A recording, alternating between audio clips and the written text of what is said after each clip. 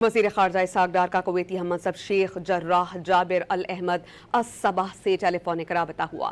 ख़ित्ते और बैनुल-अक़वामी सतह पर उभरती हुई सूरत हाल पर तफसीली तबादला ख़याल हुआ। तर्जुमान दफ्तर ख़ारजा के मुताबिक कुवैती वज़ीर ख़ारजा ने ख़ित्ते में अमन और इस्तेहकाम के लिए पाकिस्तान के मुसलसल सालसी और तामीरी किरदार को सराहा। अमरीका और ईरान के दरमियान रवाबित के फ़रोग़ के लिए पाकिस्तान की सिफारती काविशों की तारीफ़ की गई। इसहाक़ डार ने कहा कि सिफारतकारी और मुसलसल राबताकारी ही ख़ित्ते में देरपा अमन और इस्तेहकाम के हुसूल का बेहतरीन ज़रिया है। दोनों रहनुमाओं ने पाकिस्तान और कुवैत के दरमियान बरादराना ताल्लुकात को मज़ीद मजबूत बनाने के अज़्म का आदा किया। वज़ीर ख़ारजा इसहाक़ डार का कुवैती हममंसब शेख जर्राह जाबिर अल अहमद अस-सबह से टेलीफोनिक राबता हुआ। ख़ित्ते और बैनुल-अक़वामी सतह पर उभरती हुई सूरत हाल पर तफसीली तबादला ख़याल हुआ।